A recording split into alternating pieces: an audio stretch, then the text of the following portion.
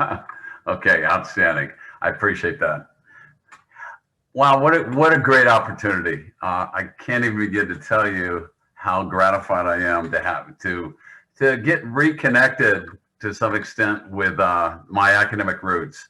About 2.5 years ago, I was a what I called a long-haired college professor at Texas A&M, teaching cybersecurity, engaging in cybersecurity research, many of the things we're talking about here today. And I was called to come back and serve in a role here in the Pentagon. And it's been a great and wild ride where I think we're making a real positive and consequential difference. But I greatly miss being in an academic environment. So getting prepared to provide my remarks today was really a great opportunity for me to get reconnected to what I consider to be my roots. And so I can't say enough good things about the organizers and the students and MPs and the Military Cybersecurity Professional Association for this event.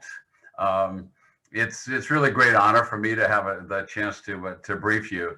And you know the CORES program, obviously a remarkable program, hosted at the University of New Haven and the Connecticut Institute of Technology. University of New Haven, one of only 22 schools nationwide that has been designated National Center of Excellence for Cyber Operations.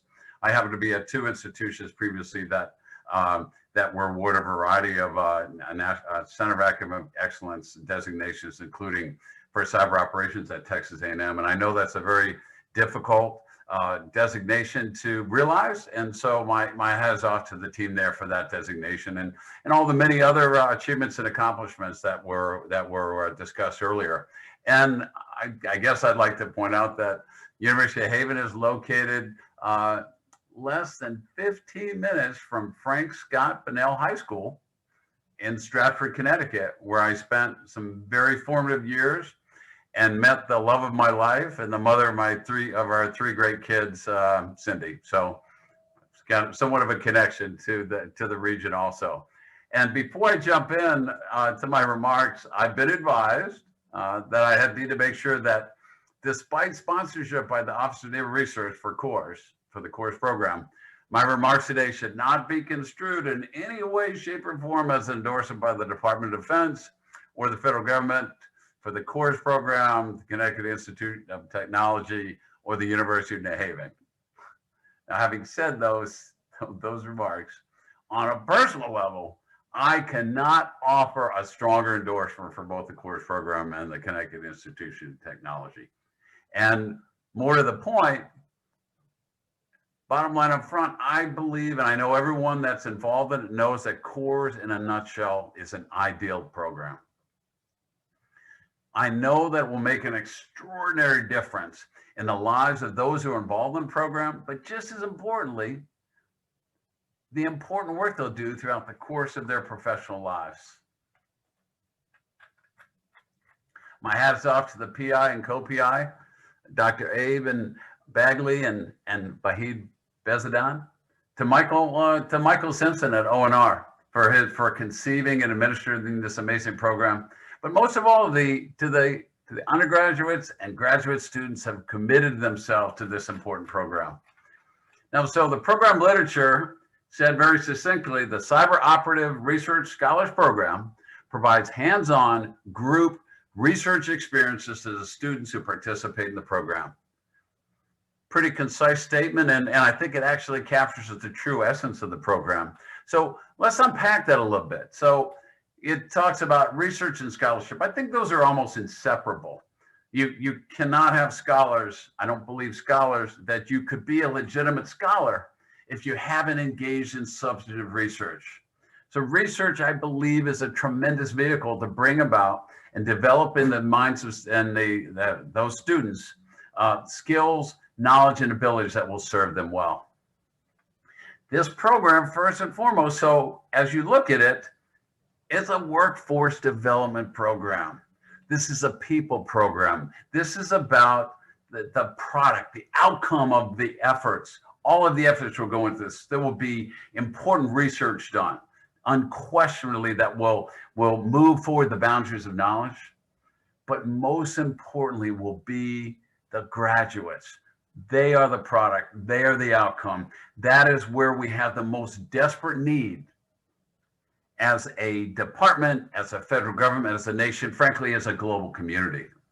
Now, I've had the extraordinary opportunity to work in to be at institutions of higher education for decades, nearly 15 long years as a student, and close to 20 as an instructor, research scientist, research center director, professor, and academic administrator. And like most of us here, I've seen the extraordinary positive impact that these institutions have, not only to the education and through education and dissemination of new knowledge, but most importantly, for the transformative influence that attendance at these institutions have on our students. We know in our hearts that all human and individual progress depends upon challenge, depends on trial. Without that, there's no opportunity for growth. There's no opportunity for development. There's really no opportunity for progress. So providing students with opportunities and experience that move them out of their comfort zones through academic research, we have a vehicle through which they will undergo extraordinary personal, intellectual, and leader development.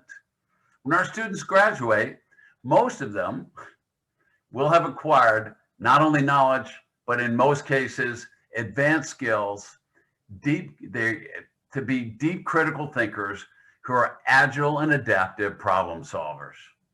The kind of people that we need, with skills and abilities that will allow them to serve well. Individuals who have demonstrated they can work well with others, and if necessary, serve as a leader. Individuals who have been inspired to be lifelong learners, dedicated to acquire new knowledge and impactful skills. And I've got to highlight, it's just so cool that you have freshmen who are authoring peer-reviewed papers. That's not something that generally takes place in most institutions, most undergraduate institutions. You know that well. It's a tremendous achievement even to prepare such a paper, let alone have it considered for publication, in some cases be published. I personally have invested significant effort at both as a teacher, instructor, faculty, and even as a parent. In a recent survey of a Ragsdale home, 2 of 3 of my wife's and I's offspring published when they were undergraduates. So voting with my own activities, you can see the degree to which that we, at least as a family, appreciate the value and importance of engaging in research and publishing that research. Because Will Durant, a 20th century writer, historian, and philosopher, said something very important. I think it speaks to the importance of why we want to begin to engage in research activities sooner rather than later, because it gives us the time to do it again and again, and enhance and improve our ability to conduct those activities. What Will Durant said, he was kind of paraphrasing Aristotle: we are what we repeatedly do. Excellence is not an act, but it's a habit. So your freshmen, your sophomores, your juniors, your seniors involved in this program, and your graduate students are developing habits of thinking and thought that will allow them to make great contributions going forward. But, you know, there's another expression: you can lead a horse to water, but you can't make him drink. So these students have all these opportunities, but quoting another noteworthy individual, William Butler Yeats, he once said something about education: it's not about the filling of a pail, but the lighting of fires. So true education, as we know, is not a passive undertaking. Students are not receptacles, they're combustible materials. And it's clear that the faculty and mentors involved in this program have taken that to heart. And as I stated before, research activities are the most important, most impactful experience that students can have. They can see not only that they can acquire knowledge, but that they have the wherewithal to create new knowledge, which expands the boundaries of knowledge, not just for themselves, but for humanity. they also get to see the application of that knowledge to address the critical problems we all know and face. By showing them the way, the faculties and mentors in this program, through their guidance, are lighting fires of inspiration. There's no question in my mind. Those fires will burn through the lives of these students, inspiring them to and driving them to learn more, to develop more, to create more, long after they've left the halls of academia. That's the product, that's the outcome, that's the true value of programs like CORES. With respect to the hands-on component, when it's called out in the literature, we all know as educators, and education is not complete without experiential learning. Passive learning, as I indicated, will never be impactful. What we do within the classroom, of course, is important, but it's especially important when it's reinforced by activities involved in experiential learning. Yet another expression that I think really captures the very essence of the core program, and these are words that have been attributed to many deep thinkers throughout the ages, from the Chinese philosopher kings of antiquity, Benjamin Franklin, to even modern day educators, and they're this: tell me and I will listen. Teach me and I'll remember. Involve me and I'll learn. That's what hands-on education is all about. That's what experiential learning is all about. Learning, as I've said repeatedly, is not a passive activity.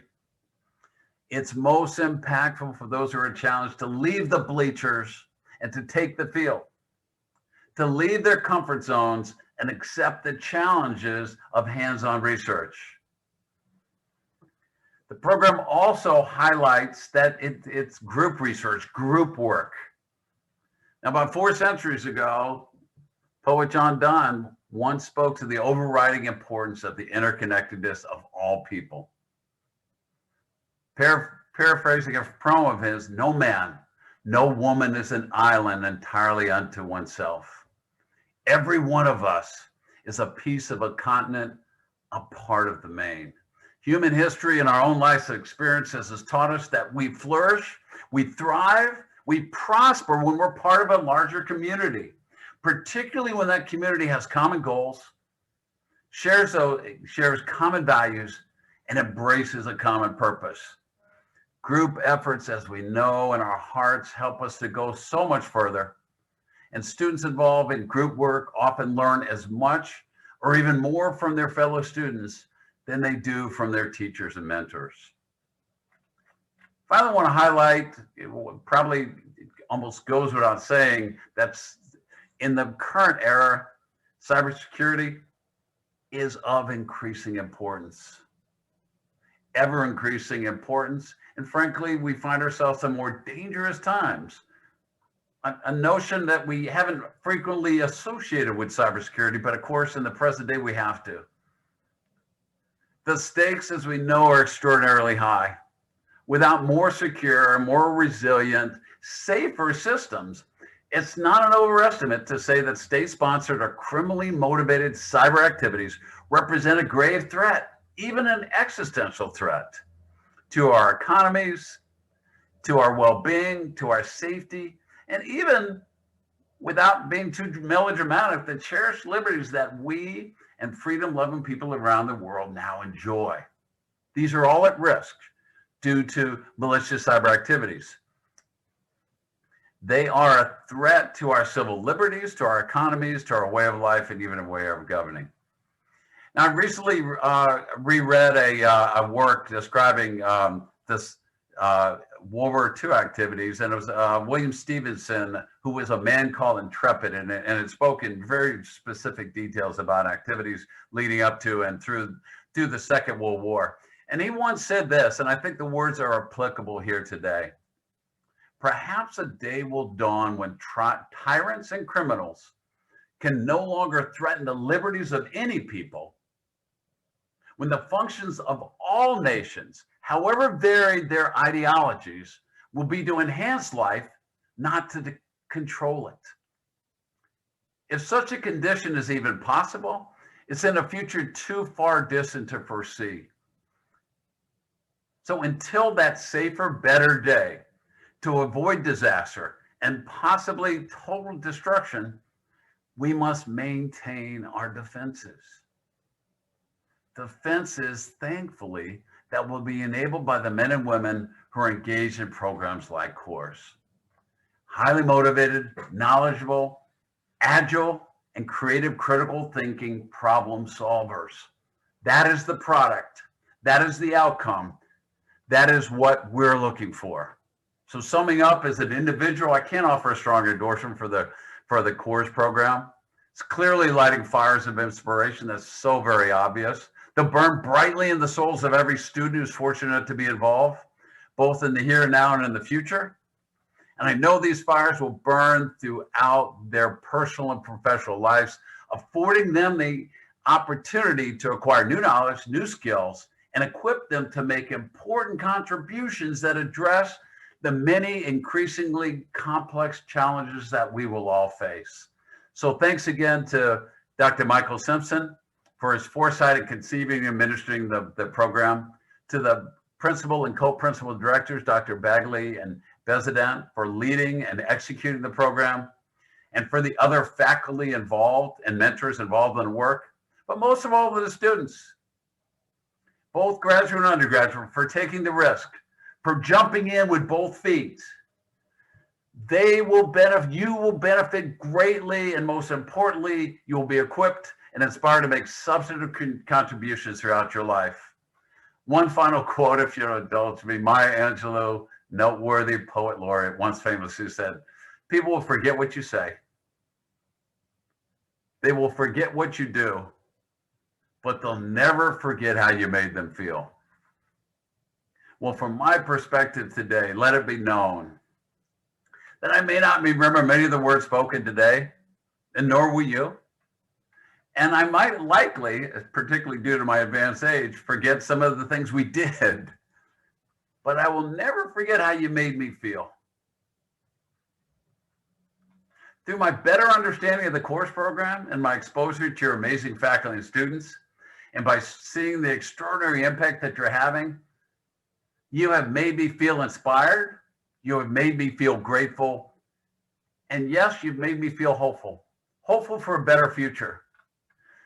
Inspired, frankly, to get back to a university setting so I have an opportunity to engage with bright young students such as those on the call. Very grateful to the program organizers and sponsors. And yes, hopeful for a brighter future due to the program's products, the output of this program, those amazing students. They will have great achievements. They will make extraordinary contributions, and they will undoubtedly make a positive difference. So thank you again for this opportunity to present to this group. It's been a tremendous honor for me and a great privilege. Thanks again.